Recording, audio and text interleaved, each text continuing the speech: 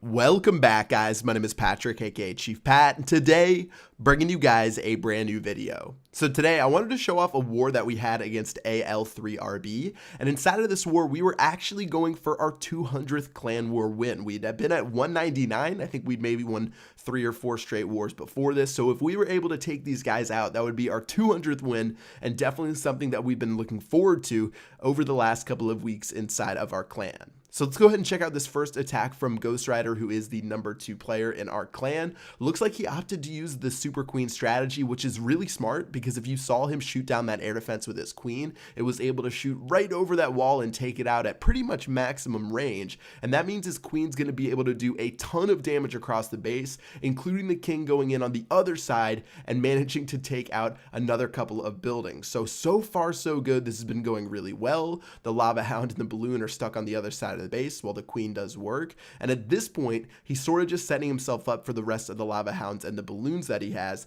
to try to pull out a 3-star against this base, and worst case scenario maybe he could take out the Town Hall and get a high percentage 2-star. So it looks like the Lava Hounds are going to go in now. There's only a multi-targeted Inferno Tower on that bottom hand side, so he's not going to have to worry about that with his Hound. Hounds are doing great work. The balloons are going to get inside of the haste spells, and he's pretty much terrorizing all of these defenses with another perfect free spell on top of that Inferno Tower and that Expo. So still plenty of balloons left.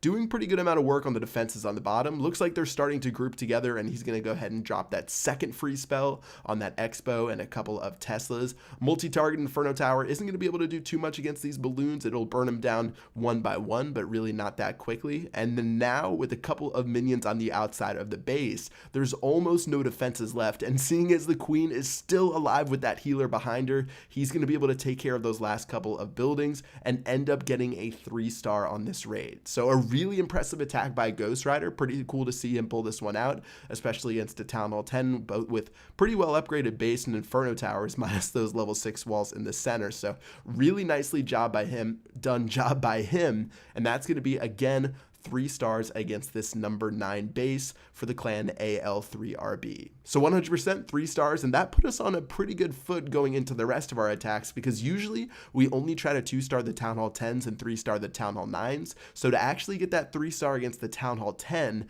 puts a lot of pressure on the enemy team, and they're pretty much going to have to be perfect against the rest of our Town Hall 9s and maybe even have to 3-star one of our Town Hall 10s. So next attack right here is from Mitchell against their number 15 player Sako, who had a pretty decently upgraded Town Hall 9 base. Looks like he doesn't have too many compartments where those double giant bombs could be, and I see some openings next to the mortar right here. So if he's able to get in there and take those double giant bombs out, which he just got one right there, he's actually going to have a pretty good time with those Hog Riders. So let's see what he does as he makes his way inside of the base. So tons of wizards, as well as the king and queen, plus that golem going inside of the base. Looks like the king's going to hop over the wall. He's pretty much trying to do as much damage as possible to clean up some routes for his Hog Riders to attack the base. He's also going to pick off that second giant bomb near that archer tower, and now he knows he's clear to go, so he's going to drop his Hog Riders in through the bottom right-hand side of the base. He opted to group most of his hogs together, but as you can see, when they ran, they actually started to split off and go to the archer tower, whereas the main amount of Hog Riders are going to be in the center, which is actually a pretty good thing to spread them out just a little bit, because, of course, having 20 Hog Riders together, they're going to have plenty of damage to take out a single building.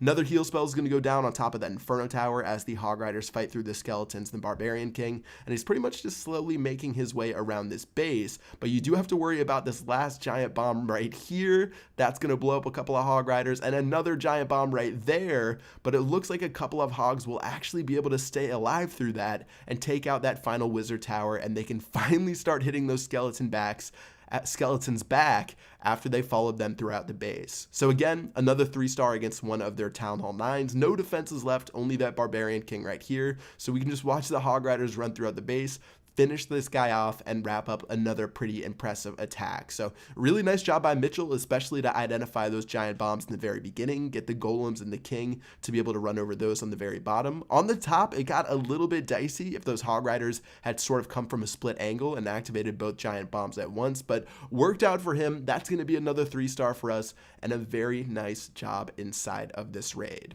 Alright, so that's going to do it for the second attack. Let's go ahead and show off one final attack, which was from Connor against, again, another Town Hall 10 named Expert.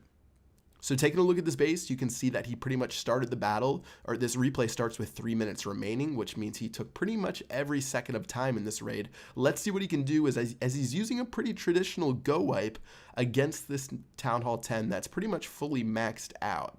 So golems on the left, golems on the right as far as the bottom right hand side concerned, wall breakers in the center, and now he's just going to set himself up to go through on an assault through the bottom right hand corner of the base and hopefully be able to get some of these troops into the center, because that's where the most of the damaging buildings are, such as the expos, the inferno towers, and those things are going to be able to tear through some of his tank line as well as some of the other troops inside of the raid. All right, so the king and queen have been dropped right now. The king and queen are only level 28, so you do have to take note of that. He's going to drop a rage spell as the P.E.K.K.A.s do a perfect jump into the center of the base. They're going to start doing work against a bunch of those defenses inside of there. Free spell goes down on that inferno tower as well as the archer queen, and then another rage spell because these P.E.K.K.A.s are going insane as they hop the wall, take out the queen, and eventually take out the town hall. So he did bring 2 jump spells with all those wall breakers, which actually worked out pretty well in order to get into the center of the base. He might have been able to use just one to hop both of those layers of walls to get to the town hall, but still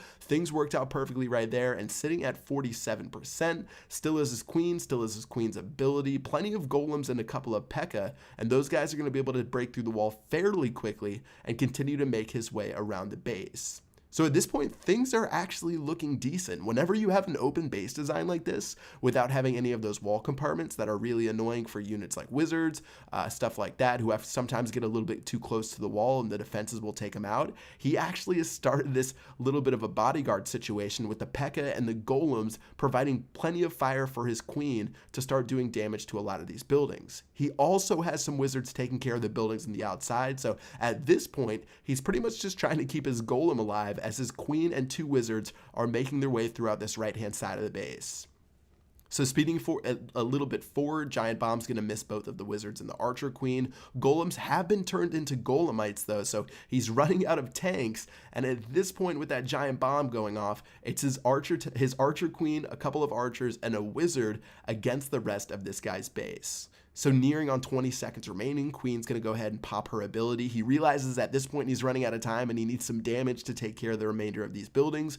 Queen's going to take care of that wizard tower, and she's actually going to be fortunate enough to make her way through some of these buildings, and she actually could take out this Tesla right here, but unfortunately with time expiring, even though she had plenty of damage to finish off the rest of this base with that mortar attacking her, 98% is going to be the total for his attack. A really nice try by Connor, but ended up getting just a little bit short of 3 stars in that raid. But in total, we ended up the war at 47-41, picking up our 200th clan war victory, which was a pretty awesome moment inside of the Classronauts, and definitely a long time coming. So I think Clan Wars came out in April of 2014, so it's been about a year and a half since then. We picked up 200 war wins, including a slight break that we took maybe 6 or 7 months ago. So a really nice job. So happy to reach 200 war wins, and we've been doing a pretty awesome job inside of the Classronauts, and hopefully we can keep it up, and 250 wins will be in our sights sometime soon. So that's going to do it for this video. Hope you guys enjoyed this recap. Again, thanks to all my clanmates inside of the Classronauts for making this moment happen, and until next time, I will see you guys later. Peace out.